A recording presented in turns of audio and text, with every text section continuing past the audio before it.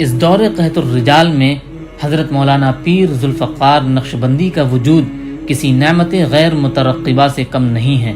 وہ اس امت کا ایک زندہ معجزہ ہیں۔ انہیں دیکھ کر خدا یاد آتا ہے اور ان کی باتیں سن کر دلوں میں سوز اور تڑپ پیدا ہوتی ہے۔ یہ صرف میں ہی نہیں کہہ رہا، بلکہ تقریباً یہی جملہ ہر اس شخص کی زبان پر ہے جس نے بھی ان کی باتیں اپنے دل کے کانوں سے سن رکھی ہے۔ واقعی کوئی زمانہ اللہ کے نیک بندوں سے خالی نہیں رہتا۔ اس کے ساتھ یہ بھی ایک ناقابل تردید حقیقت ہے کہ اللہ اپنے بندوں میں سے جس سے چاہے بڑے سے بڑا کام لے لیتا ہے۔ ماضی قریب میں جو کام سید الطائفہ حضرت حاجی امداد اللہ مہاجر مکی رحمۃ اللہ علیہ نے تھانہ بھون کی خانقاہ میں کیا، ان کے بعد جو کام ان کے با کمال خلفاء حجت الاسلام حضرت مولانا محمد قاسم نانوتوی رحمۃ اللہ علیہ، فقیہ النفس حضرت مولانا رشید احمد گنگوہی رحمۃ اللہ علیہ اور حکیم الامت حضرت مولانا اشرف علی تھانوی رحمۃ اللہ علیہ، پھر ان حضرات کے خلفاء شیخ الہند حضرت مولانا محمود حسن گنگوہی رحمۃ اللہ علیہ، شیخ الاسلام حضرت مولانا حسین احمد مدنی رحمۃ اللہ علیہ اور ان حضرات کے بالواسطہ یا بلا واسطہ جانشینوں نے کیا، آج وہی کام پیر ذوالفقار احمد نقشبندی مجددی انجام دے رہے ہیں۔ اصل میں تو یہ کام حضرت حاجی امداد اللہ مہاجر مکی رحمۃ اللہ علیہ کی روحانی اولاد کا تھا، جو دارالعلوم دیوبند سمیت ہزاروں مدارس میں بکھری ہوئی ہے، لیکن انجام دے رہے ہیں شیخ ذوالفقار احمد نقشبندی مجددی، جو اصطلاحی معنوں میں اس روحانی سلسلے سے وابستہ نہیں اور نہ اس سلسلے ذری کے باقاعدہ فیض یافتہ ہیں۔ ہو سکتا ہے کہ شیخ کی آمد اسی بھولے ہوئے سبق کو یاد دلانے کے لیے ہو۔ جس طرح لوگ ان کی مجلسوں میں ٹوٹ پڑے اور جس طرح ذوق اور شوق کے کانوں سے ان کی مواعظ کا ایک ایک لفظ انہوں نے سنا اور دل میں اتارا، اس سے پتہ چلتا ہے کہ راہ حق کے طلبگاروں کی کمی نہیں ہے، تشنگان شوق بھی بے شمار ہیں، بس ایک رہنما کی ضرورت ہے جو ہاتھ پکڑ کر منزل پر پہنچا دے، اور ایک صاحب دل ساقی کی ضرورت ہے جو میں حق پلا کر تشنا کاموں کی پیاس بجھا دے۔ ہم نے اپنے بہت سے بزرگوں کو دیکھا ہے جن پر نگاہ پڑتی تھی تو ہٹنے کا نام نہیں لیتی تھی، بعین ہی یہی کیفیت پیر ذوالفقار صاحب کی ہے۔ چہرہ ایسا منور، تر و تازہ اور شاداب کہ نگاہ پڑے تو ہٹنا بھی بھول جائے، لبوں پر کھیلتی مسکراہٹ، آنکھوں میں یاد الہی کا سوز اور تڑپ، طبیعت میں حد درجہ انکسار اور تواضع، اپنی ہر ادا سے گہری چھاپ چھوڑنے والی شخصیت اہل دیوبند کو مدتوں یاد رہے گی۔ پیر ذوالفقار احمد نقشبندی کی پیدائش سن 1953 کو صوبہ پنجاب پاکستان کے شہر جھنگ میں ایک کھرل خاندان میں ہوئی۔ ان کے والدین نہایت ہی دیندار اور عبادت گزار تھے۔ گھر میں نماز، تلاوت قرآن کا بڑا اہتمام تھا، یہاں تک کہ تہجد کی بھی پابندی ہوتی تھی۔ اپنی والدہ محترمہ کے بارے میں حضرت پیر ذوالفقار صاحب فرماتے ہیں کہ میری والدہ محترمہ بہت پابند صوم و صلات تھی۔ جب میں چھوٹا تھا تو رات کے آخری پہر میں والدہ ماجدہ کو بستر میں موجود نہ پا کر اٹھ بیٹھتا۔ میں دیکھتا تھا کہ وہ سرہانے کی طرف مصلی بچھا کر تہجد کی نماز پڑھنے میں مشغول ہیں۔ میں منتظر رہتا تھا کہ نماز کب ختم ہوگی۔ والدہ ماجدہ نماز کے بعد دامن پھیلا کر اونچی اونچی آواز سے رو رو کر دعائیں مانگتی۔ میں نے اپنی زندگی میں تہجد کے وقت جس قدر اپنی والدہ ماجدہ کو روتے دیکھا ہے، کسی اور کو اس قدر روتے نہیں دیکھا۔ بعض اوقات والدہ ماجدہ اس حقیر بندے کا نام لے کر دعائیں کرتی تو میں خوش ہو کر پھر دوبارہ سو جاتا۔ یقیناً یہ والدہ محترمہ کی دعائے سحر گہی اور نالۂ نیم شبی کا نتیجہ ہے کہ آج ان کے بیٹے کا نام پورے عالم میں گونج رہا ہے اور ان سے دلوں کی اصلاح کا کام لیا جا رہا ہے۔ پیر ذوالفقار احمد نقشبندی کی تعلیم اسکولوں اور کالجوں میں ہوئی۔ انہوں نے کئی عصری کورسز بھی کیے۔ سن 1972 میں B S C electrical engineer, پھر اسسٹنٹ الیکٹریکل انجینئر بنے، اس کے بعد چیف الیکٹریکل انجینئر بن گئے۔ محترم دوستو، آپ کو جان کر یہ حیرانی ہوگی کہ جس زمانے میں وہ انجینئر بن رہے تھے، اس زمانے میں جمناسٹک، فٹ بال، سوئمنگ کے کیپٹن اور چیمپئن بھی رہے۔ ان حالات میں تصور بھی نہیں کیا جا سکتا تھا کہ کوئی طالب علم دین کی طرف مائل بھی ہو سکتا ہے، مگر یہ معجزہ ہوا۔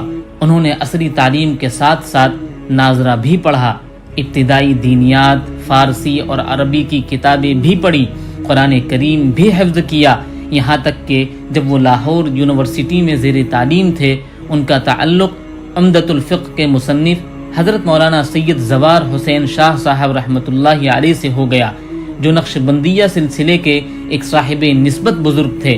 شیخ ذوالفقار احمد نے ان سے مکتوبات مجدد الفسانی سبقاً پڑھی۔ ان کی وفات کے بعد وہ حضرت مرشد عالم خواجہ غلام حبیب نقشبندی مجددی رحمۃ اللہ علیہ کے دامن سے وابستہ ہو گئے۔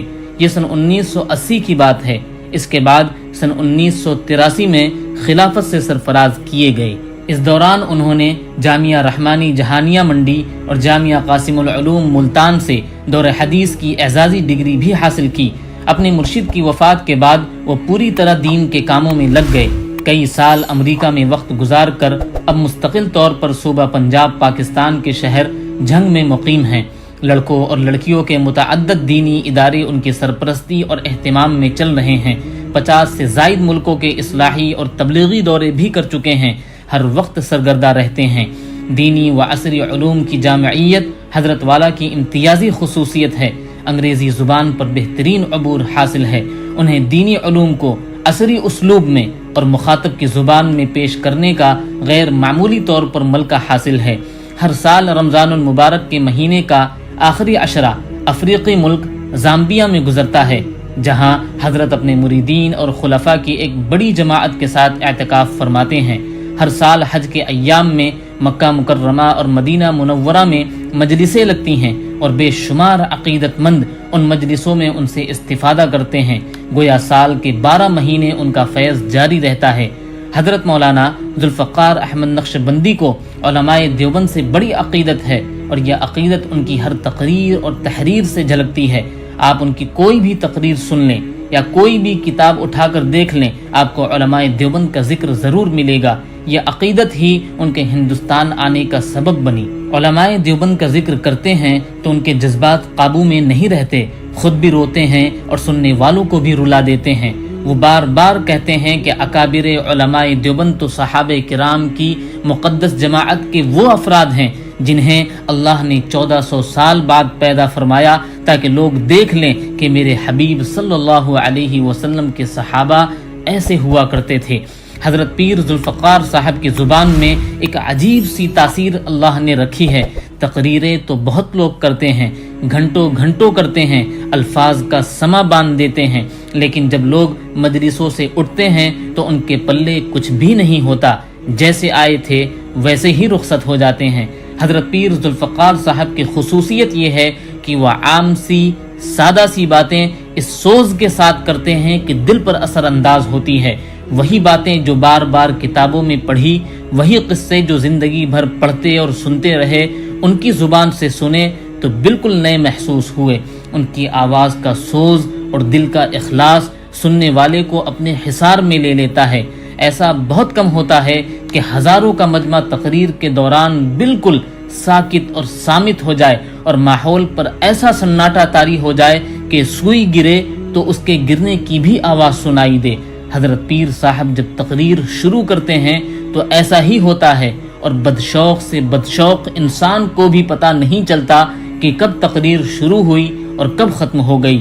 2-2.5 گھنٹے کس طرح منٹوں میں گزر گئے کسی کو احساس تک نہیں ہوتا۔ تقریریں تو بہت سنی ہیں، لیکن اتنی جامع، مرتب، حسب حال اور پر اثر تقریریں کم ہی سنی ہیں۔ حضرت کے ایک خلیفہ سے معلوم ہوا کہ حضرت پیر ذوالفقار صاحب اپنی ہر تقریر سے پہلے مکمل تیاری کرتے ہیں، نوٹس تیار کرتے ہیں، احادیث کا متن نوٹ کرتے ہیں، حوالے تلاش کرتے ہیں، حسب حال واقعات اور اشعار کے ذریعے اپنی ہر تقریر کو سجاتے اور سنوارتے ہیں۔ تقریر سے کچھ دیر پہلے تنہائی اختیار کر لیتے ہیں اور رب کریم سے رو رو کر دعا کرتے ہیں کہ اے میرے اللہ، میری تقریر میں اثر رکھ دے، میری زبان میں حق بات کہنے کی صلاحیت پیدا فرما۔ حضرت پیر صاحب خود فرماتے ہیں کہ میں الہامی تقریر نہیں کر سکتا، رات بھر مطالعہ کرنے کے بعد سامعین کو مخاطب کرتے ہیں۔ یہی وجہ ہے کہ ان کی تقریر موضوع کے دائرے میں رہتی ہے اور بیکار لغو باتوں سے بالکل پاک اور نہایت مرتب رہتی ہے۔ حضرت پیر صاحب کی تقریروں میں حکیم الامت حضرت تھانوی رحمۃ اللہ علیہ کا رنگ جھلکتا ہے۔ حضرت پیر صاحب جدید تعلیم یافتہ طبقے کو متاثر کرنے کی بھرپور صلاحیت رکھتے ہیں۔ ان کا مطالعہ بڑا وسیع ہے، مشاہدہ گہرا ہے۔ وہ مغربی تہذیب کے مظاہر دیکھ چکے ہیں، اس کی برائیوں سے اچھی طرح واقف ہیں اور دینی تعلیم کی برکت سے ان برائیوں کا علاج بھی خوب جانتے ہیں۔ یہی وجہ ہے کہ ان سے استفادہ کرنے والوں میں ایک بڑی تعداد ڈاکٹروں، انجینئروں اور عصری علوم سے وابستہ لوگوں کی بھی ہے۔ یہ بات بھی حیرت انگیز ہے کہ جس قدر جدید تعلیم یافتہ طبقہ ان کی طرف بڑھ رہا ہے، اسی قدر دینی تعلیم سے وابستہ لوگ بھی ان کے دامن سے وابستہ ہو رہے ہیں۔ آج سے چند سال پہلے انہیں کوئی بھی نہیں جانتا تھا، خاص طور پر ہندوستان میں تو ان سے کوئی واقف ہی نہیں تھا۔ 15-20 سال پہلے وہ کسی کے ساتھ دیوبند آئے اور گھوم پھر کر چلے گئے، نہ کسی نے ان کی آمد کا نوٹس لیا اور نہ نظر بھر کر ان کی طرف دیکھا، اور جب اچانک ان کی شہرت کا سفر شروع ہوا اور جس طرح مشک کی خوشبو مہکتی ہے اسی طرح ان کے وجود کی خوشبو مہکنے لگی۔ یہ خوشبو سرحدوں سے نکلی اور دور دور تک پھیل گئی۔ آج شاید ہی کوئی جگہ ایسی ہو جہاں یہ خوشبو نہ پہنچ رہی ہو۔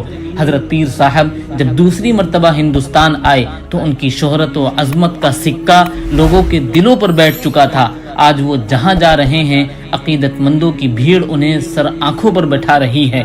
دارالعلوم کا ایک وہ دور بھی تھا جب یہاں کے شیخ الحدیث سے لے کر دربان تک عابد، شب زندہ دار اور تہجد گزار لوگ ہوا کرتے تھے۔